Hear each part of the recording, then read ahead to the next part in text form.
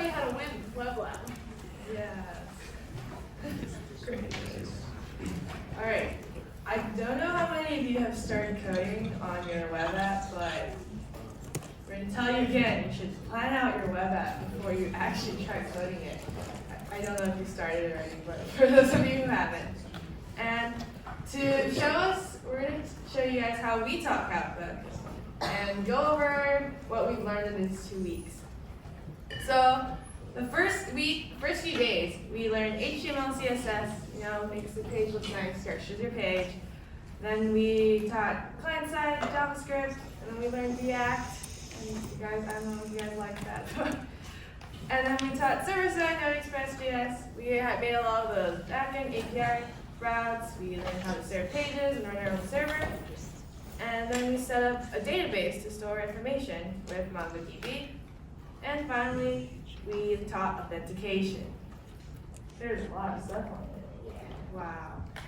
Well, we designed Catbug layer by layer, and maybe you've heard of this term before, called full stack design. There's a lot of layers in here. So when you design your own web app, you have to keep in mind all of these things. There's a lot. But yeah. So full stack, you design with all those different layers of an app in mind. So if you submit to us like a website that looks really pretty, but it's not functional, that's probably not going to win. If you submit to us something that is functional, but we can't even use it because it's like not intuitive, we don't know what to do, or it's not pretty, that's also probably not going to win. But so you should keep that in mind when you design your web app. Really think, how is the user going to use your app? Draw out all the flows, the logic, and make sure there's no flaws in that before you actually start coding, or you'll end up really sad and really ready to code. Yeah. So we'll walk through how we design the profile page for Catbook and how that we do that full stack versus just looking at one slice of that layer. So we created detailed wireframes yesterday in my lecture, and we talked about how that goes into a component tree. So you kind of see how we can make that part of the plan. But then from there, we're going to talk about how we design APIs based off of that and database schemas. So our purpose of the profile page, starting from there, is a visual display of information about a user. And from there, we can be like, what do we want to show? And we have this beautiful image. Ignore the last post that says hello world for a third time. It's supposed to be cat happiness. But from here, we can see that on the front end, we need both the CSS and our React page as well for this slide. And from there, we can ask, what does the client need? We need profile.js and CSS. It needs to be served to us by the server. So we need to create the route for /profile. From there, we have all this information about users, about me, users name, users cat happiness. We didn't implement this ourselves or in our workshops, but in an ideal world, our profile page should actually serve this information. We only display the username. So we would need some sort of API route that would then be able to fetch information about a user, including about me, their name, cat happiness. So that's how we have stuff for the server side. And then moving from there, what data do we need to store? So all the things we just talked about that the API needs to fetch needs to be stored somewhere. So we need name, cat happiness, about me, and everything in between. So we need to create those mongoose/schema/models. So those are 4 main things. This is just designing one feature profile.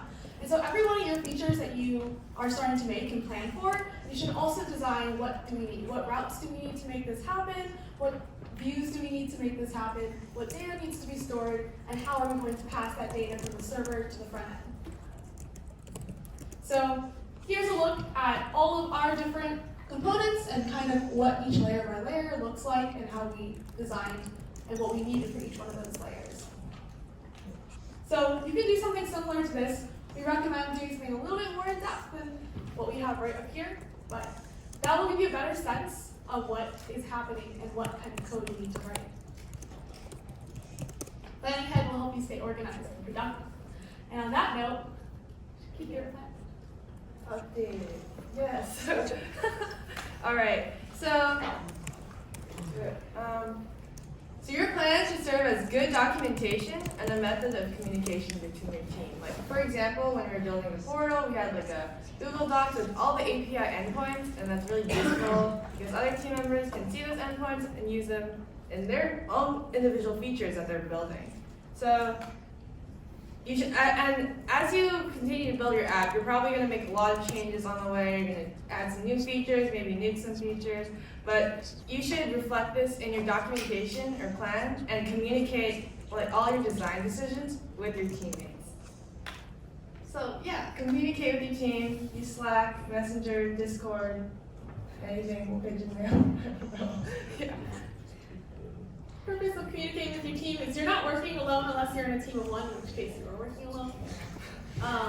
But if you're working with other people, you're not going to write every line of code. You're not going to read every line of code. It's just impossible. There's kind of no point in doing that. So instead, you should think about how you can divide up your work. There's two kind of ways you can do this. You can have people who are just going to touch front-end things, have people very front-end dedicated, and have some back-end people. They have enough. You have like 3 members, maybe someone wants to go full stack and touch both ends of that spectrum. You can divide up like that. If you want to do something like this, you should communicate clearly. Like if you're like me and you're like, I don't want to touch back-end code, don't expect your teammates to be able to guess that because they're not going to, and then they'll be like, here, can you write this route? And you're like, I don't know how to do anything back end. And that's not a situation you want to be in the day before something is due. So communicate clearly what you want to do. Otherwise, you can also group yourselves by features. Maybe someone is very excited about a certain feature, and maybe you guys want to split them up into, like, I'll work on just the profile page, and you'll work on making sure there's corgis that are everywhere. In which case, and everybody feels comfortable working full stack, this kind of organization is possible as well.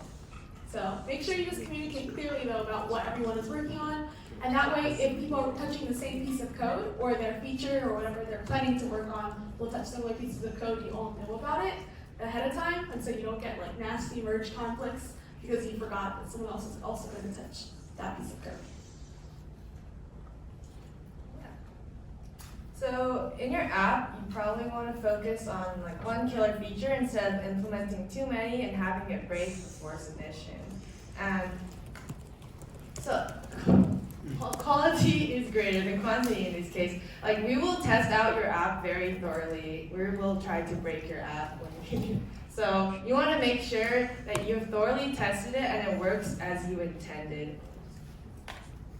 So as an example, we have the Jackbox Party Pack 3, and its killer feature is that you can join social game lobbies from any browser. And that's literally it. Or you have a game about magic cards. You raise your magic card to jump higher than anyone else's. That's the literal only thing you do. But it's its killer feature, and it works well. So yeah. You can think about your team's strengths. Like if someone on your team is like really good at art, maybe you want that to really shine in what you did. For example, Hollow Knight, which is a video game, it was a team of 3 artists, and so they worked and used that skill of having really good art abilities to make a beautiful hand-drawn game, and that's what they focused on. And our next, kind of building off of what Corey said, you should test, test, test. So a little bit more in detail about what testing entails. You should hand off your app to other people and ask them questions like, what do you think this should do? And if they can't tell you what they think it should do, you probably haven't signaled enough. If you have something specific you want to test, you can ask them like, try and make a magic carp jump, or you want to test a specific feature. Give them some time, leave them alone, let them try to do it. Don't guide them through it because you're not going to be there to guide judges or us through it. Just let them try and do things and then start asking them questions afterwards. Like, were they able to do it? What was confusing? What stood out? What did you like? Were there any bugs? All these things are really useful. Don't overwhelm whoever you're testing with, and you should test with people who haven't touched it before. So I can't keep going over to Aaron Sipser and having him test it over and over again. He's already seen it in a previous time I've tested, so he already has some background information. So try to find fresh eyes to go look at your work. And yeah, test many, many times. And your testing shouldn't just be like, I tested, Gucci gang, we're done. You should, after you build something, test it, and then you should take that feedback and do something with it. It's probably useful, and just keep repeating. At every little step, every new small feature or things you change or test, you should test all of those. Yeah. When you're stuck, there are a lot of options you can do. So, you can then message us on Piazza. Nick is probably up and will answer your questions. Or you can come to office hours. Nick can also help you in office hours, along with the rest of staff. Or the hackathon with food and boba. Tonight, 7 p.m., 32144. So, good luck. 7 p.m., 32144.